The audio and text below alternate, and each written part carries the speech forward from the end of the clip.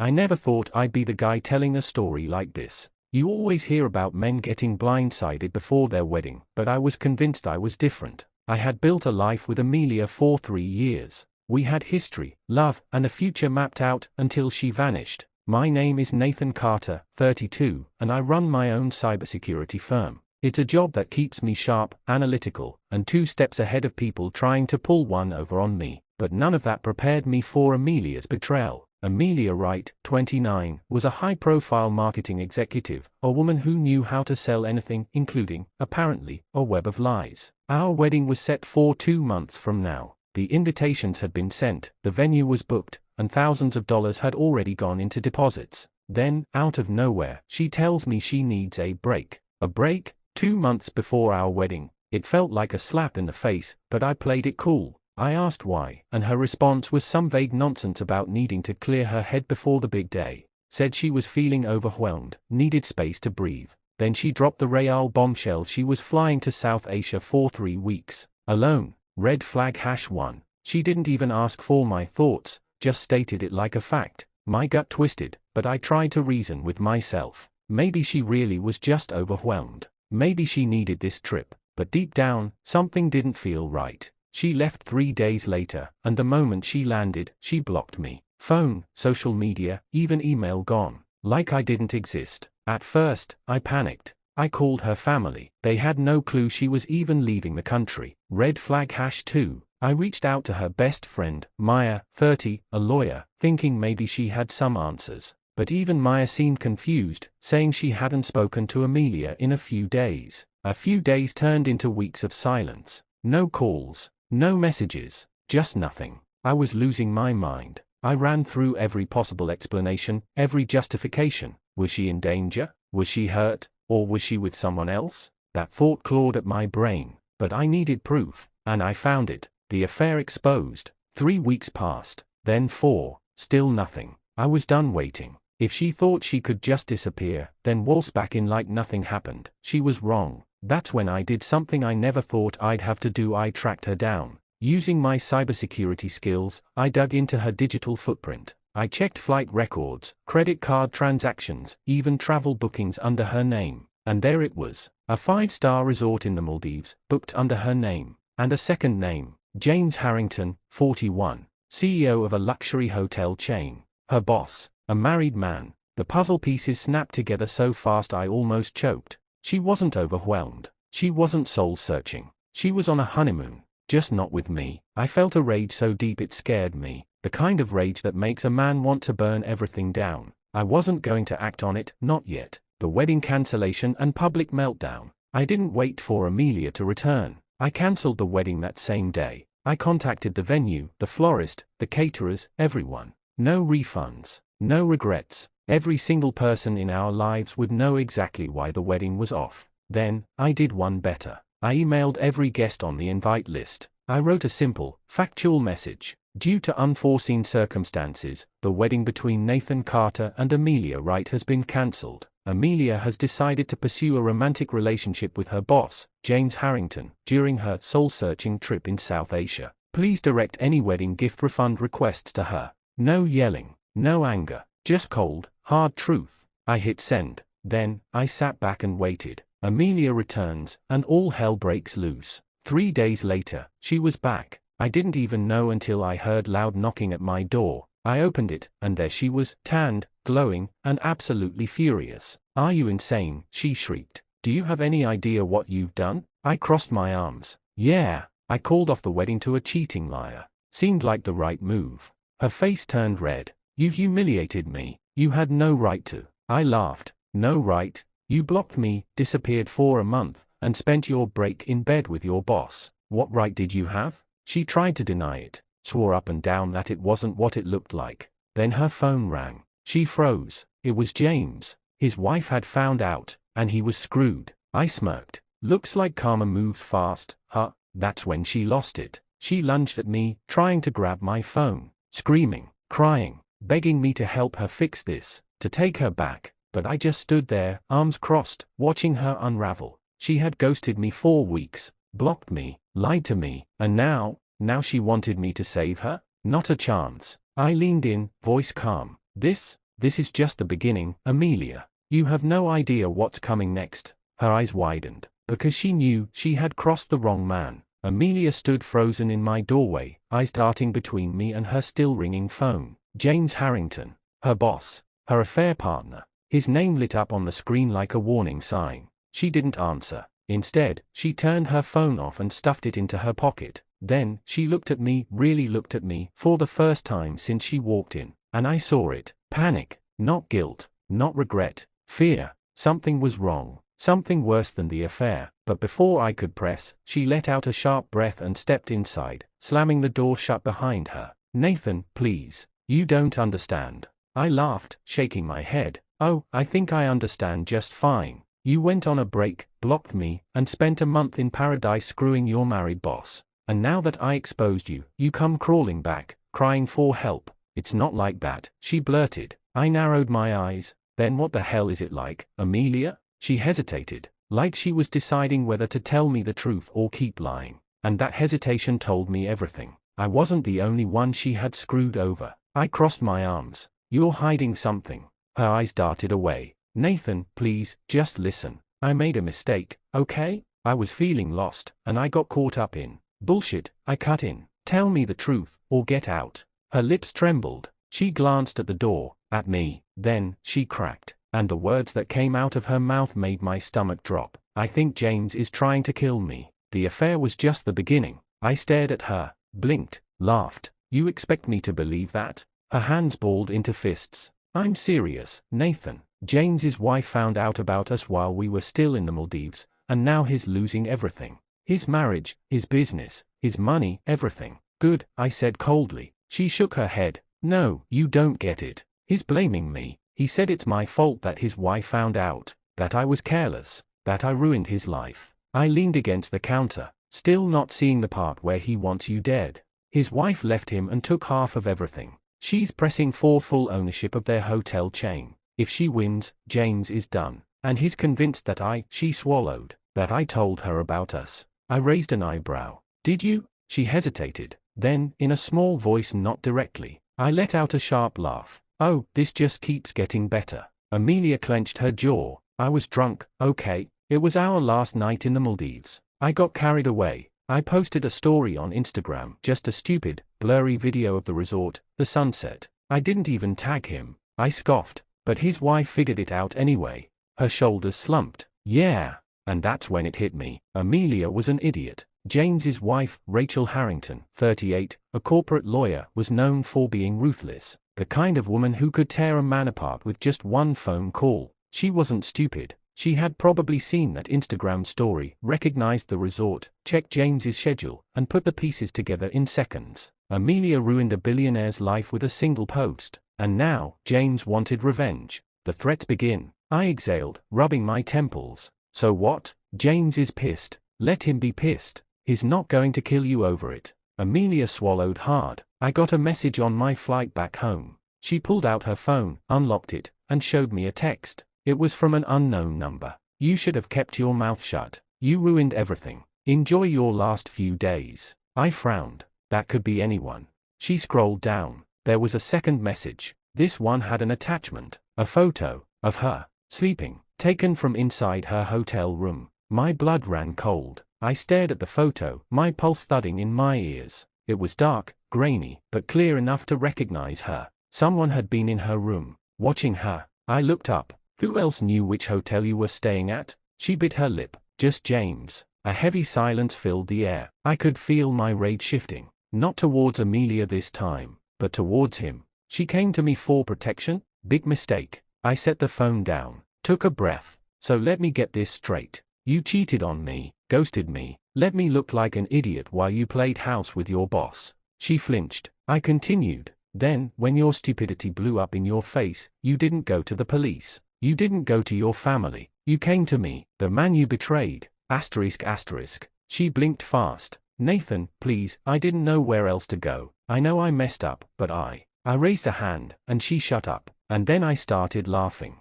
Because this was poetic. She thought she could use me, play with my life, take a break while keeping me in the background, waiting like a fool. And now, when her world was falling apart, she wanted me to save her? No. Not happening. But that's when I got an idea. James thought he was powerful, thought he could threaten her and get away with it. But what he didn't know, I was better at this game than he was. Amelia wanted protection? Fine. I'd give her exactly what she asked for, but I'd do it my way. And when I was done, James wouldn't just regret threatening Amelia. He'd regret ever crossing me. I sat across from Amelia, watching her crumble under the weight of her own mistakes. She thought she could cheat, ghost me, and then come running back when her life was falling apart. She was pathetic. And James? He thought he could threaten her and get away with it. He was a fool. I leaned back, exhaling slowly. This wasn't just about Amelia anymore. This was about power. And if James thought he could play dirty, he had no idea what I was capable of. I cracked my knuckles and smiled.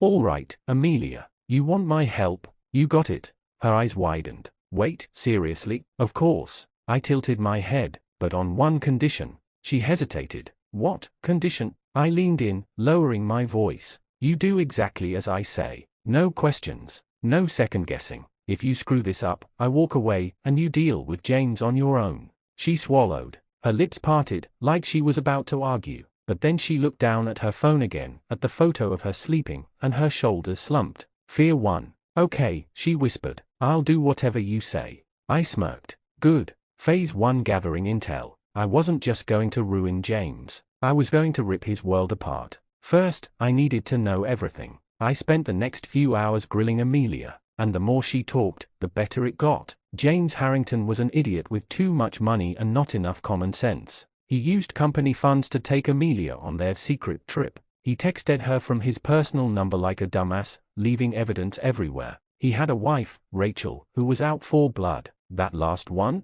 Gold. I already knew Rachel was ruthless. She wasn't the type to cry and beg after being cheated on. She was the type to get revenge, and I was going to help her. Phase 2 making contact. I stayed up all night crafting the perfect message. At 7 a.m., I sent it to Rachel. It was simple, direct, a gift. Rachel, I think we can help each other. Meet me at Drake's Cafe at 10 a.m. Bring an appetite, and your lawyer. I didn't sign my name. I didn't need to. She would come. She had everything to lose. Phase 3 the alliance. At exactly 10 a.m., I sat at a corner booth at Drake's Cafe, sipping my coffee, and then, she walked in. Rachel Harrington, 38, corporate shark, killer instinct. She was flawless. A tailored navy suit, cold brown eyes, and the aura of someone who ate weak men for breakfast. She spotted me instantly and walked over, sliding into the booth. Talk fast. Her voice was sharp, businesslike. I smirked. Your husband is trying to kill my ex-fiancée. She didn't even blink. I know. That threw me off. I leaned forward. You know, she nodded, taking a sip of her black coffee. Of course. James is predictable. Whenever he loses control, he lashes out. She set her cup down. But he won't kill her. He doesn't have the balls. I grinned. Wanna bet? Her expression darkened. What do you want, Nathan? I slid my phone across the table, showing her the photo of Amelia sleeping. Rachel glanced at it. Then, for the first time, her mask cracked. A flicker of something ugly passed over her face. Not fear. Not concern. Hatred. She hated Amelia. Good. That made my job easier. I leaned in. Here's my offer. You help me destroy James. In exchange, I make sure Amelia stays far, far away from your money, your assets, and your life. Rachel tapped her manicured nails against the table. And how exactly do you plan on destroying him? I smiled. Phase 4 the setup. I'm going to make him believe Amelia betrayed him all over again. Rachel arched an eyebrow. Explain. I pulled out a second phone, one Amelia didn't know about, and opened a fake text conversation. With James. Amelia, I don't feel safe. Nathan found out everything. He wants revenge. James, what? What did you tell him? Amelia, I told him everything. About the money, about the hotel funds, about what you did. James, you stupid bitch. Amelia, I'm sorry. I need your help. Rachel, read the messages, her expression unreadable. And he'll believe this? I chuckled. James is a narcissist. He already thinks Amelia betrayed him. He just needs proof. She smirked. And then what? I leaned back. Then, we set the trap. Phase 5 the bait. That night, I set everything in motion. Step 1 I had Amelia stay at a cheap, dingy motel under my name. She didn't know where I really was. Step 2 I used her real phone to send a voice message to James. James, please. I know I messed up. I'll do anything. Just meet me at the old hotel suite, tonight, midnight, no cameras. Step 3. I made sure James took the bait. At exactly 1145 p.m., I parked outside the hotel, waiting, watching, and like clockwork, he arrived. Black Mercedes, expensive suit, paranoia in his eyes. He walked inside, and then, I made one last call, to Rachel, showtime. James took the bait. At exactly 1150 p.m., he entered the dimly lit hotel suite. He moved cautiously, checking his phone every few seconds. His paranoia dripped off him like sweat. Good. Let him be nervous. He had no idea what was coming. Phase 1. The setup. I watched from across the street, sitting in my car. The suite was on the 3rd floor, and I had a perfect view of the window. Rachel was on standby. Her lawyer was too. And Amelia? She was right where I left her, locked out of everything. She thought she was part of the plan. She wasn't. This was my game. At 1158 p.m., James' phone buzzed. A message from Amelia. I'm in the bathroom. I don't want cameras to catch me walking in. Lock the door behind you. I don't trust Nathan. Hook, line, sinker. James locked the door. Now he was trapped. I smirked. All right, Rachel. Time to burn your husband alive. She chuckled over the phone. You're enjoying this way too much. She wasn't wrong. Phase 2. The evidence dump. At 1201 Rachel hit send. And just like that, James' world began to collapse. Every email, every transaction, every shady hotel booking under the company's name. Exposed. Rachel had spent weeks collecting dirt on her husband, waiting for the right moment. And this was it. She didn't just send it to their company's board of directors. She sent it to the police, the press, and every major investor. Scandal, corruption, fraud. James was done. Phase 3. The panic. Inside the suite, his phone exploded with calls and messages. He grabbed it, scrolling frantically. His hands were shaking.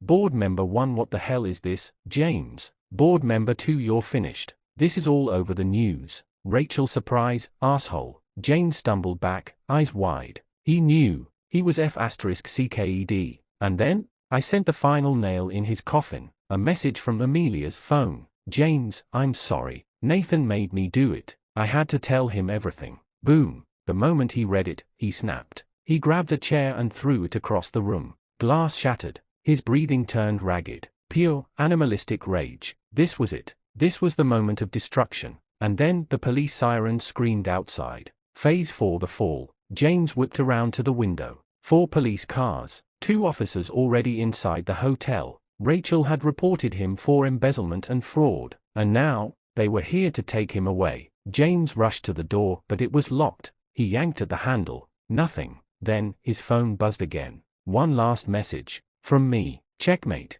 He froze. Then he screamed. But it was too late. The police were inside now. They kicked down the door. And James Harrington? He was done. Phase 5. The aftermath. But not really. I sat back in my car, watching the officers drag James out of the hotel. Rachel stood outside, sipping her coffee like she was watching an opera. She caught my eye and gave me a little nod. Job well done. But the best part? This wasn't even the real revenge. Oh, no. This was just the beginning. Because now, it was Amelia's turn. James was done. Arrested. Disgraced. Destroyed. But Amelia? She was still walking around like she had won. She thought she got away. She thought she could crawl back to me after ghosting me 4 weeks, blocking me, and screwing my best friend behind my back. She thought I'd be the same Nathan who once loved her. But I wasn't. I was the man who was about to bury her alive. Phase 1. The reunion from hell. 3 days after James' arrest, Amelia showed up at my apartment. She knocked 3 times. Soft, hesitant. I waited. Then, I opened the door. She looked awful. Messy hair, no makeup, her eyes red like she had been crying 4 days. Good. She should suffer. Nathan, she whispered. I stared at her. No emotion. Just cold silence. She tried to smile. Can we talk? I let her in. She exhaled in relief. She actually thought I was still weak for her. I walked to the kitchen. Drink? She nodded quickly. Please. I poured whiskey for myself. For her? Tap water. And I made sure she saw. She flinched but didn't say anything. Instead, she sat on the couch, rubbing her hands together. I made a mistake, Nathan. I sipped my drink. Which one? She swallowed. Blocking you. Going on that trip. James, her voice cracked. He manipulated me. He made me think you didn't love me, that you didn't deserve me. I leaned forward, and you believed him? Silence. Her eyes darted to the floor. I was stupid. I chuckled. Yeah, you were. Her lip trembled. But I see it now, Nathan. I know what I lost. She reached for my hand. I let her. I want you back, she whispered. There it was, the moment I had been waiting for. Phase 2, the truth bomb. I leaned in, looking her dead in the eyes. You want me back? She nodded desperately. You'd do anything? Yes, she whispered. Anything. I smiled. Then, I pulled out my phone and hit play. Her voice filled the room. Nathan is a loser. I'm just with him because he's safe, you know. The second I have a real option, I'm gone. Her own words. From her own voice. The color drained from her face. She started shaking. What is this? I tilted my head. You don't recognize yourself? James is a real man. Nathan? He's boring. He's weak. If he ever found out, I'd just cry, and he'd probably forgive me. She covered her mouth. Tears flooded her eyes. Nathan, please. I turned the volume up. Honestly, I'm just waiting for him to propose so I can take half his money when I leave. Boom. She collapsed, sobbing, begging. I didn't mean it, I swear. I grabbed my drink and took another sip. Then, I leaned down and whispered in her ear. Neither did I. She froze. What? I smiled. When I let you in, when I listened, when I acted like I cared. I stood up, walking toward the door. I didn't mean any of it. Then, I opened the door wide. Now get the F***ck out of my house. She stared at me, her face crumbling. Nathan, go beg somewhere else, Amelia. She hesitated. Then, with one final sob, she ran out. I slammed the door shut, and just like that, she was gone. Forever. Phase 3, the aftermath. Rachel got half of James' assets in the divorce. James lost his job, his reputation, and his freedom. Last I heard, he was hiding in his parents' basement, drowning in lawsuits. And Amelia? She disappeared. I didn't care where she went. She was just another mistake I erased. And me? I moved forward. Stronger, colder, smarter. Because now, I knew. Some people don't deserve closure. They just deserve to lose everything. The end.